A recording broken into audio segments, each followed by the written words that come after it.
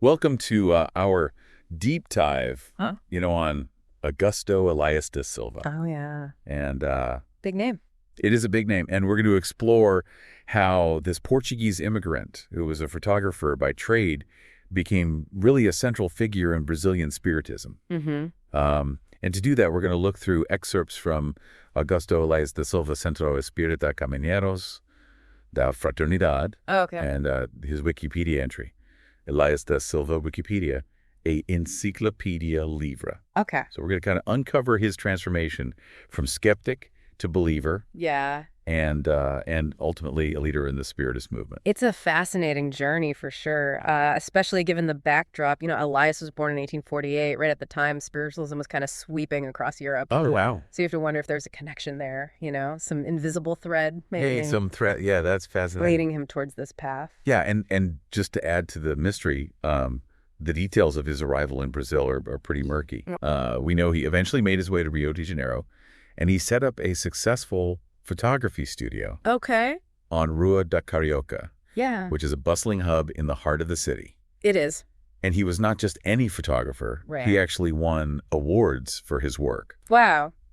So it's important to picture him as more than just a name in the history books, Yeah. Successful photographer immersed in the world of, art and commerce, but something seems to have been missing. Right. According to Elias's own account in Reformador magazine, he initially had a very skeptical view of religion and spirituality. So what were some of the things that happened that changed his perspective? Well, his journey started in 1881 when he was invited to a seance Okay. at the Sociedad Académica Deus Cristo e Caridad. Wow, what a name. I know it's a mouthful. It is. And he attended this seance with the full intention of debunking what he saw as trickery. But while he was there, he witnessed a medium enter into a trance state, and they remained immobile for quite a while. And this phenomenon just completely defied his understanding of the human body and the limitations of photography. Yeah, because he was a photographer. He's like, wait a minute. Exactly. Something's not right here. Yeah. And so intrigued by this experience, he turned to the works of Allan Kardec, the founder of Spiritism, Okay. hoping to find some rational explanation. So that seems like a turning point. Yeah. So did he find what he was looking for in Kardec's writing? He did, but not right away. Okay. He started attending seances, not really as a believer, but more as an investigator. Interesting. He wanted to put Kardec's theories to the test. And so in one instance, a deceased relative communicated through a psychographic medium. Okay. And the handwriting was a perfect match to the deceased. Wow. Yeah. And in another instance, a message came through unsolicited from a deceased friend who requested prayers and shared details about his life that Elias later confirmed were true. Oh, wow. That must have been very impactful to have his understanding of reality, Yeah. challenged so profoundly. Yeah, there's one more incident that I think really cemented his belief. Okay. A spirit communicated through a medium and revealed the name and address of their former residence. Wow. And Elias was actually part of a commission that was tasked with investigating this claim. Oh, wow. And much to his surprise, the information turned out to be accurate. That's pretty amazing. So this series of events led him to fully embrace Spiritism. So from skeptic to believer, Exactly. that's quite a journey. It is. So what did he do with this newfound conviction? How did his actions start to shape the Spiritist movement in Brazil? Well, that's where it gets really interesting. Okay. He didn't just adopt these beliefs, he became an active force in promoting them. Okay. So he founded the Grupo Espírita Menezes, Okay. which was named in honor of a deceased Spiritist leader. Wow. This group thrived and later merged with the Federação Espírita Brasileira, or FB, in 1885. But you have to remember, this was a time when Spiritism faced a lot of opposition, especially from the Catholic Church. So it makes his efforts even more remarkable to have the courage to be so open about it, despite those societal pressures. Must have taken a lot of bravery. Absolutely. And it wasn't just courage, it was dedication. Yeah. In 1883, he launched Reformador, which was a Spiritist magazine. And get this, he printed it himself in his own photography studio using his own resources. Wow. So that really shows you how committed he was to spreading these Spiritist ideas. Wow. So tell me more about Reformador. What kind of content did it feature, and what impact did it have on public discourse surrounding Spiritism at that time? Well, Reformador, it wasn't just about spiritual teachings. Okay. It also delved into social issues reflecting those core values of Spiritism. compassion, charity, and a belief in social justice. So it seems like he was using his skills and resources to make a real difference. Definitely. But what I find really interesting is his background as a photographer. Yeah. Do you think his artistic eye, his ability to see and capture details, played a role in his approach to Spiritism? Did he bring that same level of scrutiny to the spiritual realm? That's such a fascinating question. Yeah. And it brings us to one of the major gaps in our knowledge of Elias, Right. We know about his public life, his professional achievements, his contributions to the Spiritist movement, but his personal life remains pretty much unexplored. So we have this image of a very driven, dedicated man, a skilled artist, a passionate advocate, but we don't really know a lot about the person behind all of those accomplishments. Exactly. And that makes me wonder, what was Elias like as a person? What drove him? What were his struggles, his joys, his doubts? And how did these personal experiences influence his understanding and interpretation of Spiritism? Right. Were there specific events or relationships in his life that shaped his spiritual journey? These are all questions worth pondering. Yeah, definitely. They add another layer of depth to his story and remind us that even the most prominent figures in history were complex individuals with their own unique stories. It also makes me think about the broader context. Brazil in the late 19th century was undergoing, some really significant social and political change. For sure. Do you think that this kind of tumultuous environment contributed to the appeal of Spiritism? Was it offering solace and meaning in a world that felt increasingly uncertain? Yeah, that's definitely a possibility. And if so, how did Elias, as an immigrant who had found success in this new land, how did he navigate those social and political currents? Did his experiences shape his vision for the Spiritist movement? We've covered a lot of ground. We have. From Elias's early life in skepticism to his profound conversion experience and his pivotal role in the growth of Spiritism in Brazil. Yeah. But as we delve deeper, more questions emerge. What do you think, listener? What aspects of Elias's story resonate with you most? And as we move forward, keep this in mind. Okay. What specific strategies did Elias use to build the Grupo Espírita Menezes? How did his magazine Reformador influence public discourse on Spiritism? And what were his specific contributions to the development of the FE? Let's continue our deep dive with these questions in mind. Great. Yeah. Sounds good to me. Okay. So let's dive into how Elias actually put those beliefs into action. His Grupo Espírita Menezes. It wasn't just like a social club. Right. It was a structured organization with a very clear mission to study and disseminate Spiritist principles. And he employed some innovative strategies, organizing public lectures, demonstrations of mediumship, really attracting a diverse audience, intellectuals, artists, people seeking spiritual solace. So it sounds like he had a real knack for engaging people from all walks of life. Was it just his charisma, or were there other factors at play, do you think? His background as a photographer, someone who's accustomed to capturing attention, presenting a compelling image. Do you think that influenced his leadership style at all? That's a really interesting thought. Maybe his understanding of visual communication, the art of conveying complex ideas through imagery, played a role in his success. Remember, this was a time when photography was still relatively new. It was captivating, and it's possible that he incorporated elements of visual storytelling into his lectures and presentations, making them more engaging and memorable. And what about Reformador? Did it just simply echo existing Spiritist teachings, or did it bring something new to the table? Reformador went beyond just rehashing Kardec's work. It actually tackled contemporary social issues through a Spiritist lens. Interesting. Advocating for social justice education reform, the humane treatment of marginalized groups. Elias used the magazine as a platform to engage in debates with critics, defend Spiritism against accusations of fraud and superstition, and even challenge the Catholic Church's monopoly on moral authority. Wow. It was a bold approach, and it likely contributed to the controversy surrounding the movement, but it also helped to solidify its identity and expand its reach. So he was kind of a pioneer in using media to shape public opinion. It makes me wonder, what was the reaction to Reformador? Did it spark dialogue, or did it primarily fuel further conflict and opposition? It probably did both. On one hand, Reformador provided a voice for a growing community of Spiritists, allowing them to engage in intellectual discourse and articulate their beliefs. On the other hand, its progressive stance on social issues and its critiques of established institutions undoubtedly ruffled some feathers. I can imagine, yeah. So imagine the impact of a magazine published by a respected photographer challenging the church's authority on matters of morality and spirituality. Yeah, that's quite a picture.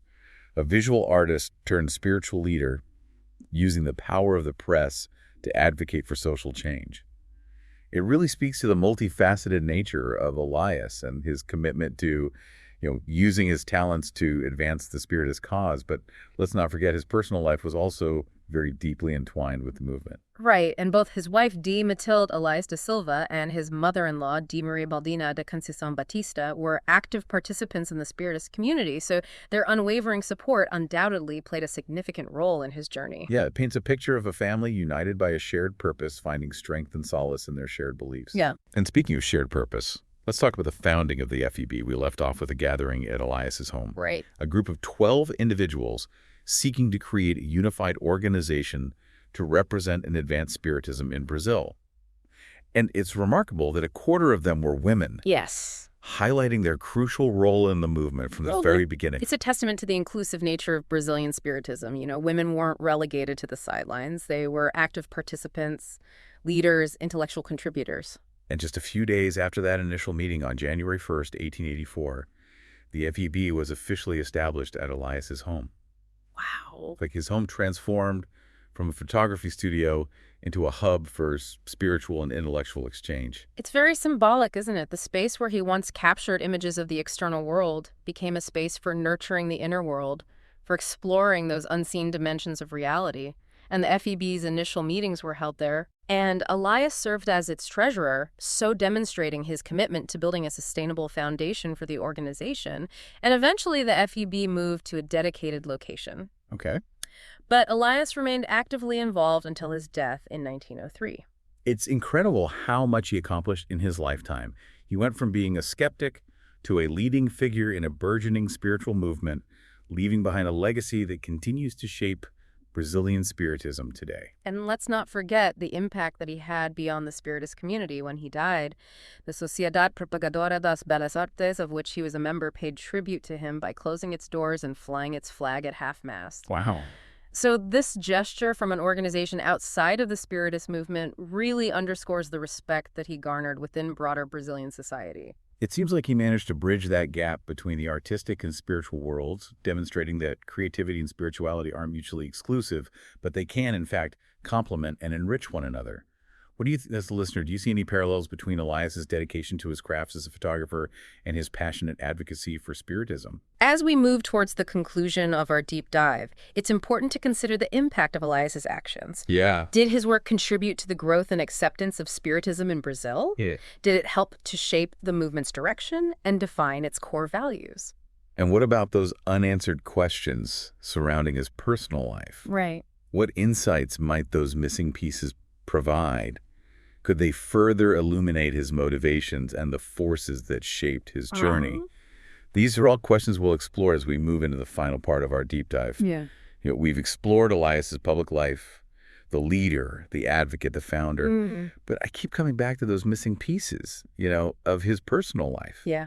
Do you think understanding his personal struggles or joys, would really give us a more complete understanding of his work? Oh, absolutely. It's like trying to appreciate a painting without knowing anything about the artist's life, Right. The colors, the brushstrokes, the composition, they all take on a deeper meaning when we understand the context of their creation. So what if Elias's personal challenges fueled his search for meaning? Or maybe his joys, inspired his dedication to creating a more compassionate world through Spiritism? That's a really good point. And as we try to fill in those gaps, it's important to consider the historical context, right? Brazil in the late 19th century was a real melting pot of cultures and ideas going through rapid social and political transformation. So how might this environment have shaped Elias's vision for the Spiritist movement? Well, he might have seen Spiritism as a unifying force, a way to bridge social divides and offer hope in a time of such upheaval. Yeah. Remember, Spiritism emphasizes compassion, charity, and social justice. Right.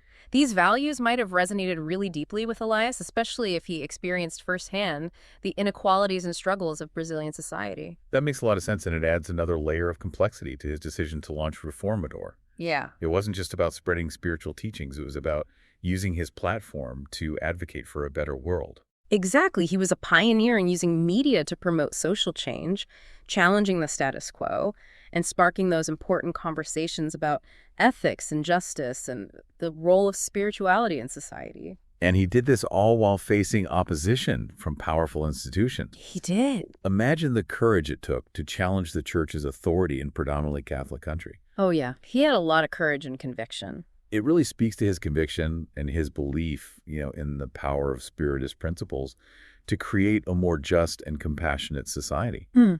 But, as we've seen, Elias wasn't a solitary figure. His wife and his mother-in-law were very active participants in the movement. Yeah, they were. And the FBB was founded through a collective effort. It was. So what does this tell us about the nature of social change? Is it always driven by individuals, or is it more often the result of collective action? That's a fascinating question, and one that's relevant to any social movement. While individuals like Elias can play a catalytic role, their impact is amplified when they inspire and empower others to join the cause. Yeah. The Spiritist movement in Brazil was shaped by a network of dedicated individuals, each contributing their own unique talents and perspectives. It's a good reminder that lasting change often requires collaboration, a shared vision, and a collective effort to create a better future. It does. And as we reflect on Elias's legacy, it's worth asking ourselves, how can we apply those same principles of collaboration and compassion to the challenges we face today? Yeah.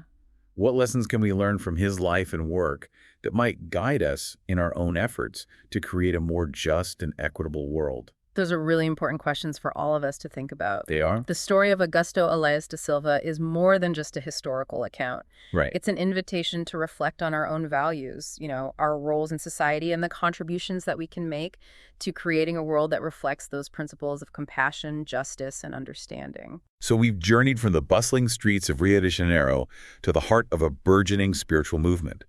We've encountered a man of contradictions, a skilled artist, a passionate advocate, a leader who emerged from a background of skepticism, and while some mysteries remain, we've gained some valuable insights into the life and legacy of Augusto Elias de Silva, a man who left an undeniable mark on the spiritual and social landscape of Brazil.